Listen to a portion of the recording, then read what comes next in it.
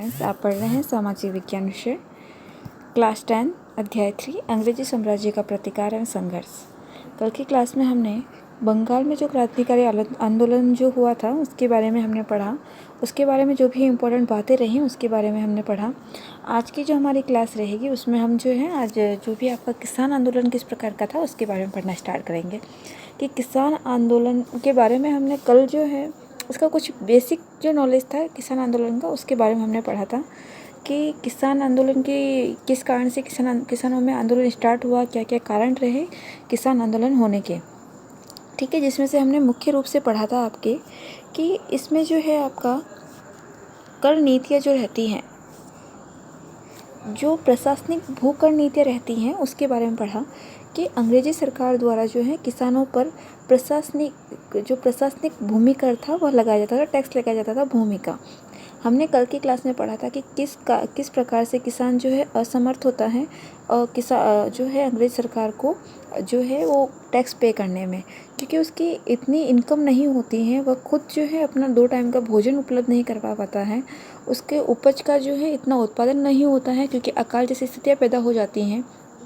ठीक है, तो इस ऐसी परिस्थितियों में जब है किसान जब अपने खुद का जो है भरण पोषण नहीं कर पाता है तो किस प्रकार से जो है एक्स्ट्रा जो टैक्स रहता है वो पे करेगा। ठीक है, तो यह एक कारण रहता है किसान आंदोलन होने का। अन्य कारण कौन कौन से होते हैं, चलो देखते हैं।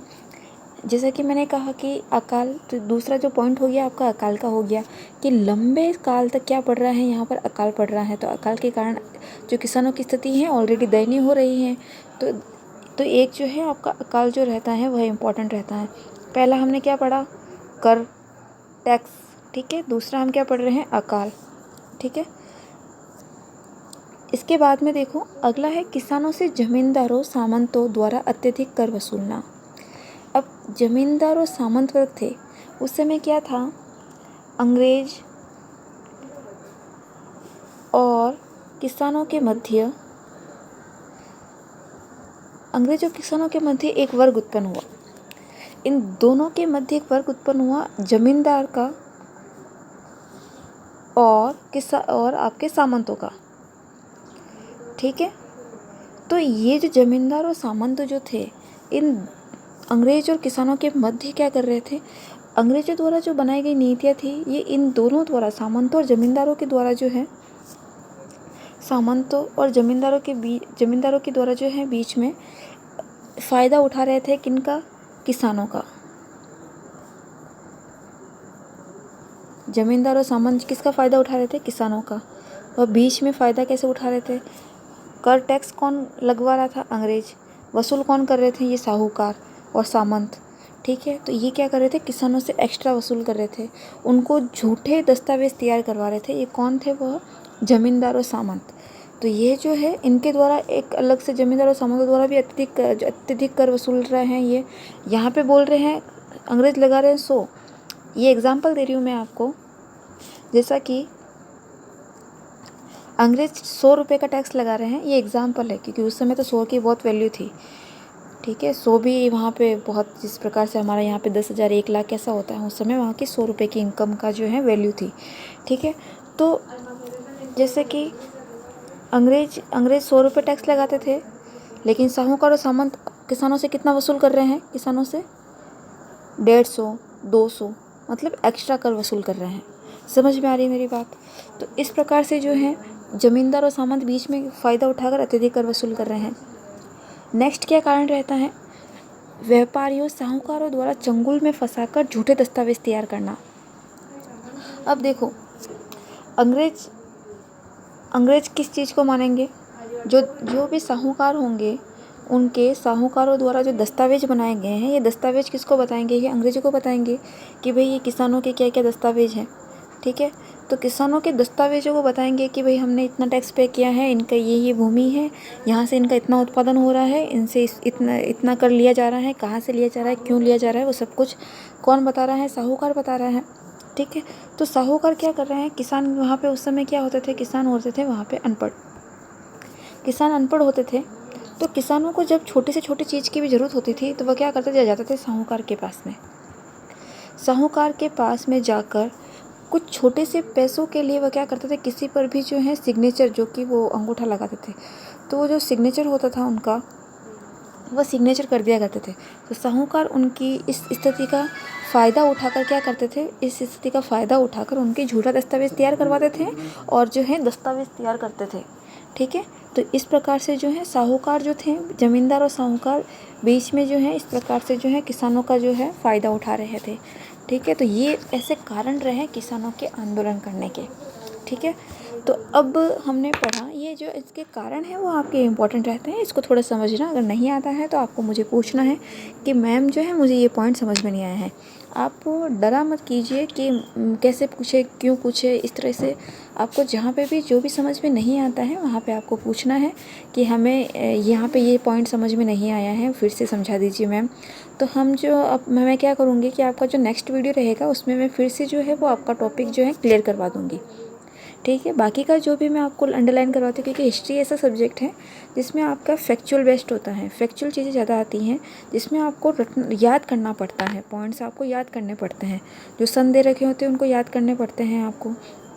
ठीक है, तो याद करने पड़ते हैं, तो मैं आपको जो भी इम्पोर्टेंट करवा देती हूँ उसको सिर्फ लर्न करना आपको है, और जहाँ पे आपको समझने वाली चीज़ होगी वहाँ पे मैं आपको समझा भी दूँगी, और जहाँ समझ में नहीं आता है तो फिर से मुझे पूछना है, ताकि नेक्स्ट क्लास में हम फिर से इसको समझ लेंगे। ठीक है, अब आगे देखिए, प्रमुख किसान आंदोलन कौन कौन से। अब जैसे कि कारण तो मैंने बता दिया आपको कि क्या क्या कारण रहे हैं किसान आंदोलन के। ठीक है, तो किसान आंदोलन के क्या क्या कारण रहे हैं, इसके बाद में प्रमुख कौन कौन से किसान आंदोलन हैं उसके बारे में पढ़ेंगे। ठीक है, तो सबसे पहला जो हम आंदोलन पढ़ रहे हैं वह पढ़ रहे हैं बंगाल में। ठीक है, अब जो बंगाल है,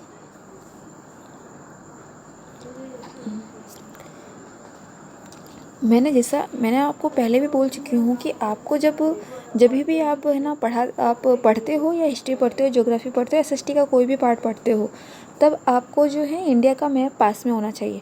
अब यहाँ पे एक आपका बंगाल एक स्टेट दे रखा है, तो आपको पता होना चाहिए कि बंगाल की स्थिति कहाँ पर है। ठीक है, तो बंगाल आपको देखना, बंगाल भारत की साइड है। ठीक है, दक्षिणी पूर्वी क्षेत्र में है, दक्षिणी पूर्वी क्षेत्र में है, तो बंगाल की स्थिति देखना है आपको। बंगाल में किसान आंदोलन के क्या कारण रहे। ठीक है, तो बंगाल में देखते हैं कि किसान आंदोलन के क्या कारण रहे, किस किस कारण से जो है बंगाल में किसान आंदोलन रहा। तो बंगाल में नील उगाने वाले किसानों का विद्रोह था। ठीक है, यह विद्रोह अंग्रेज भूपतियों के विरुद्ध किया गया था। बंगाल में नील आंदोलन उगाने वाले किसानों का विद्रोह था। क्या कारण था, नील कृषि। देखो, बंगाल में जो है अंग्रेजों द्वारा किसानों पर एक चीज़ थोपी गई कि आपको क्या करना है, नील की कृषि करनी, आपको नील की कृषि करनी है। ये चीज़ जो है किसानों को करने के लिए बोला गया। अब उस समय क्या हुआ, मैं आपको एक्चुअल चीज़ बताती हूँ, एक्चुअल में क्या हुआ था। अंग्रेज़ों को उस समय नील की आवश्यकता थी, और किसानों को जो, और नील ऐसा एक कृषि करने से, नील की कृषि करने से उनकी भूमि जो है, उनकी भूमि खराब हो रही थी, मतलब कि अनुपजाऊ हो रही थी उनकी भूमि। ठीक है, लेकिन किसान जो अंग्रेज़ थे उनको नील चाहिए था, नील का वो व्यापार कर रहे थे, इनकी व्यापारिक दृष्टि से नील ज़रूरी था, उनको अंग्रेज़ों को ज़रूरी चाहिए था। लेकिन कृषि करना चाहते थे, जो कि खाद्यान्न फसलें होती हैं उनकी जो है किसान जो है कृषि करना चाहते थे, लेकिन अंग्रेज़ों द्वारा दबाव दिए जाने के कारण जो है उनको ये कृषि करनी पड़ी। और जो बाद में क्या हुआ कि नील की कृषि करने से जो है किसानों को बहुत नुकसान भी हुआ। तो इस प्रकार से उनकी, इस कारण से किसानों की स्थिति क्या हो गई, दयनीय हो गई, स्थिति खराब हो गई। और यह भी एक कारण रहा बंगाल में नील। एक आपको क्या करना है, जैसे ही आपको बंगाल में किसान आंदोलन आए, आपको पूछा जाता है कि बंगाल में किसान आंदोलन, तो जाहिर से बंगाल में किसान आंदोलन से आपको सिर्फ एक नाम याद रखना है। क्या नाम याद रखना, नील की कृषि, नील कृषि याद रखना है। क्योंकि मैं जैसे बोल रही हूँ ना, आपको जब कॉन्सेप्ट बेस्ड कोई भी चीज़ होती है ना, तो आप क्या करो, कॉन्सेप्ट बेस्ड चीज़ों में एक वर्ड ले लिया करो। जैसे कि यहाँ पे बंगाल में किसान विद्रोह हो रहा है, तो बंगाल में आपको क्या सिर्फ याद करना, नील की कृषि। इस पे बेस्ड आप पूरा जो है उसके बारे में लिख सकते हो। देखिए कैसे लिख सकते हैं हम, समझिए। यह विद्रोह अंग्रेज भूपतियों के विरुद्ध किया गया था। इस विद्रोह में जाहिर सी बात है, हम अंग्रेजियों के समय से पढ़ रहे हैं, तो अंग्रेजों के विरुद्ध ही होगा, और अंग्रेजों द्वारा ही जो है ये नीति अपनाई गई होगी। ठीक है, देखिए, इस विद्रोह में किसानों का साथ जमींदारों, साहूकारों, धनी किसानों व सभी ग्रामीण वर्ग ने दिया। अब देखो, इस किसान आंदोलन में जमींदार और साहूकार भी आ रहे हैं, ये ध्यान देना। जमींदार और साहूकार और धनी किसान और वो सभी ग्रामीण वर्ग भी जो है इस किसान आंदोलन में अपना जो है अपनी भागीदारी दे रहे हैं किसानों के साथ में। आगे देखिए, 19वीं शताब्दी में कुछ कंपनी के अवकाश प्राप्त यूरोपीय अधिकारियों ने बंगाल और बिहार, ज़्यादातर जो भी हम अंग्रेज अधिकारियों के बारे में पढ़ते हैं तब आपको बंगाल, बिहार, उड़ीसा ये वाला क्षेत्र दिखता है, क्योंकि ईस्ट इंडिया कंपनी की स्थापना कहाँ पर हुई थी? बंगाल में। तो जिसकी जाहिर सी बात है कि अगर बंगाल में अगर कोई चीज़ हो रही है, बंगाल में अगर चीज़ हो रही है तो इसके पास में बिहार, उड़ीसा, इन क्षेत्रों पर भी क्या रहेगा? प्रभाव रहेगा। तो जब ये बंगाल में किसान आंदोलन हो रहा है तो बिहार के ज़मींदारों से भूमि प्राप्त कर नील की खेती करना जो है यहाँ पर आरंभ कर दिया। इन्होंने किसानों से ऐसी शर्तों पर नील की खेती करने के लिए बाध्य किया गया है, जैसा कि मैंने आपको बताया कि इनको बाध्य किया गया था नील की कृषि करने के लिए, जो कि क्या हुआ? लाभकारी नहीं थी किसानों के लिए। ठीक है। 1860 ईस्वी में बारासात उपविभाग तथा पावना नदी झीलों के समस्त किसानों ने हड़ताल कर दी, नील से बोने से इनकार कर दिया। लेकिन हड़ताल जो है पूरी तरह फैलती गई और सरकार व्यापक असंतोष से बचने के लिए 1860 ईस्वी में एक नील आयोग नियुक्त करना पड़ा। फिर बाद में जो है अंग्रेजों द्वारा एक कदम उठाया गया इस आंदोलन के विरुद्ध। इन्होंने क्या किया? एक नील आयोग जो है नियुक्त कर दिया। ठीक है, यहाँ तक समझ में आया आपको? ये हमने पढ़ा प्रमुख किसान आंदोलन में सबसे पहला जो हमने पढ़ा बंगाल में नील उगाने वाले किसानों का विद्रोह। तो बंगाल में नील से रिलेटेड हमने पढ़ा। तो बंगाल में नील के लिए जो है विरुद्ध, नील की खेती के लिए बर्डन क्या इनको प्रेशराइज किया गया था। तो प्रेशराइज करने के कारण ये आंदोलन का रूप लिया। ठीक है। अगला जो हम पढ़ रहे हैं 1875 ईस्वी दक्षिण के विद्रोह। 1875 में जो दक्षिण का विद्रोह है उसके बारे में पढ़ना स्टार्ट करते हैं कि क्या होता है। दक्षिण के विद्रोह का क्या कारण था? अत्यधिक भूमि कर, कपास के भाव कम हो जाना, मराठा किसानों से अत्यधिक कर लिया जाना। देखिए, इस बात को समझिए।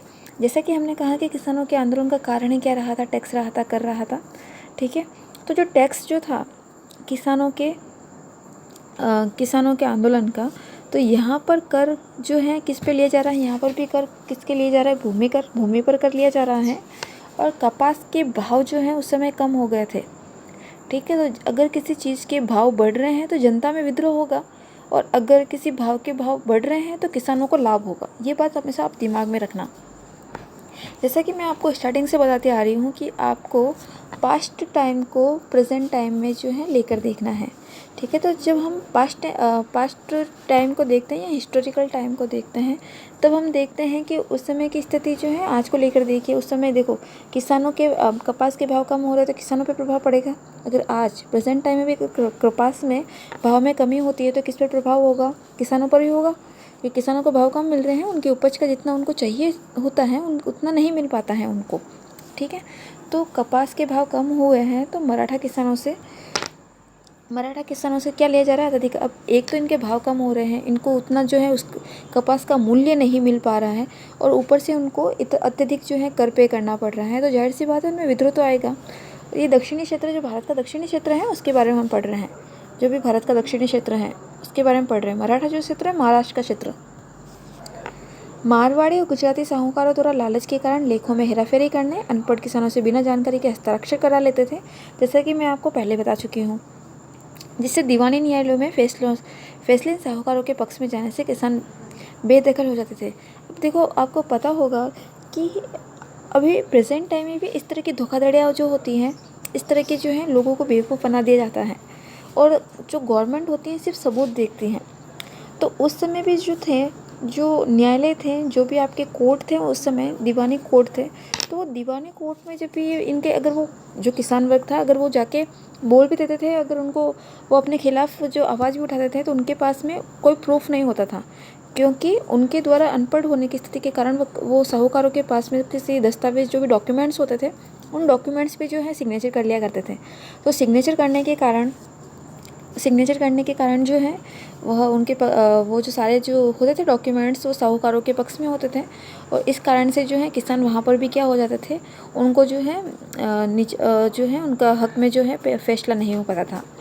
आगे देखिए 1875 ईस्वी में किसानों ने पूना जिले के साहूकारों के मकानों दुकानों पर आक्रमण कर दिया, और जिन लेख पत्रों पर साहूकारों ने किसानों के हस्ताक्षर करा रखे थे उन्हें जला दिया गया। जब उनमें आक्रोश आया तो उन्होंने क्या किया, उन दस्तावेजों जो डॉक्यूमेंट्स थे, दस्तावेज यानी डॉक्यूमेंट्स, तो उन डॉक्यूमेंट्स को ही क्या कर दिया, जला दिया। बाद में यह विद्रोह अहमदनगर तक फैल गया। अहमदनगर आपका गुजरात में है। पुलिस और सेना बुलाकर ही यह विद्रोह दबाया गया सका और सरकार ने उपद्रव के कारण जानने के लिए दक्कन उपद्रव आयोग नियुक्त किया। जहाँ जहाँ पर विद्रोह हो रहे हैं वहाँ पर सरकार जो है, वहाँ की जो कि आपकी जो अंग्रेज़ सरकार है, जो इंग्लैंड की सरकार है, वो एक कदम उठा रही है। जब हमने बंगाल में नील से रिलेटेड जब हमने पढ़ा, तब उस समय क्या किया गया था, अंग्रेज़ों द्वारा नील आयोग नियुक्त किया गया था। क्या आयोग नियुक्त किया था? नील आयोग। ठीक है, नील आयोग नियुक्त किया था। जब हम दक्षिण के विद्रोह पढ़ रहे हैं, तब यहाँ पर भी उन्होंने, जब किसानों द्वारा विद्रोह किया गया, सारे डॉक्यूमेंट्स किसानों ने जला दिए, तब यहाँ पर भी अंग्रेज़ क्या कर रहे हैं, यहाँ पर भी एक आयोग नियुक्त कर रहे हैं। और इस आयोग का क्या नाम है? दक्कन उपद्रव। क्या नाम है इसका? दक्कन उपद्रव आयोग। ठीक है, दक्कन उपद्रव आयोग जो है इस आयोग का नाम है। समझ में आया आप सभी को?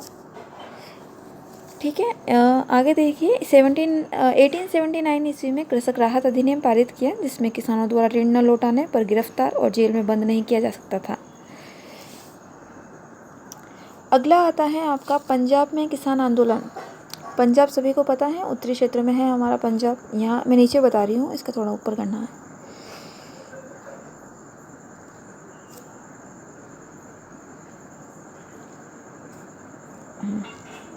यहाँ पर इस क्षेत्र में, जो इंडिया का मैप यहाँ पे सही से नहीं बन पा रहा है, लेकिन आपको जो है मैप में जो है पंजाब की स्थिति को देखना है कि पंजाब कहाँ पर है। पंजाब में किसान आंदोलन। पंजाब का आम किसान ऋणग्रस्त था और उसकी भूमि पर गैर किसान वर्ग का कब्जा हो गया था। इस भूमि हस्तांतरण को रोकने के लिए सरकार पंजाब भूमि अन्याक्रमण अधिनियम लेकर आई। यहाँ पर क्या हो रहा है, भूमि सबसे अधिक जो भूमि, अगर मैं भूमि है कोई भी, जैसे कि यहाँ पे भूमि है, तो आप ये देखोगे कि जो बड़े बड़े जो भूमि का लेवल होता है, एकड़ में जो भी भूमि का जो होता है, तो सर्वाधिक भूमि किसके पास में होती है? किसानों के पास में। क्यों होती है? क्योंकि किसान क्या करता है? कृषि करता है। अगर वो उसको बेच दे तो वो बहुत अमीर बन सकता है किसान। यह बात ध्यान में रखिएगा, क्योंकि उनके पास में बड़े लेवल की भूमि होती है, लेकिन वह क्या करता है, वह उसके उत्पादन का साधन होता है, उसकी कमाई का साधन होता है वो इतनी बड़ी भूमि। तो जहाँ पर उस भूमि पर वह कृषि करके अपना जो है उत्पादन करता है, पैसा कमाता है। लेकिन उस समय पंजाब में क्या हो रहा था, उस कृषि क्षेत्र पर, जो भी एक किसान की जो भी एक कृषि क्षेत्र है, जो भी आपका कृषि क्षेत्र है, तो उस कृषि क्षेत्र पर जो है, कृषि क्षेत्र पर किसकी? कृषि क्षेत्र किसानों की।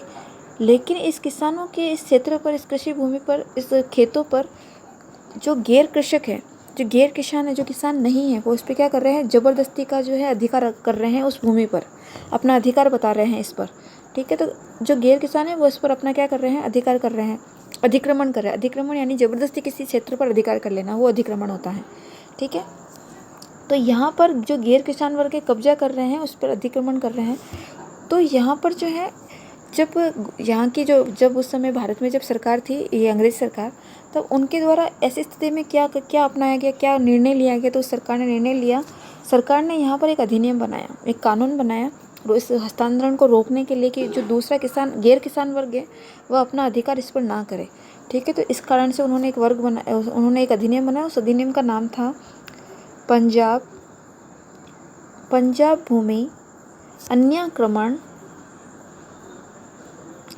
भूमि अन्याक्रमण अधिनियम।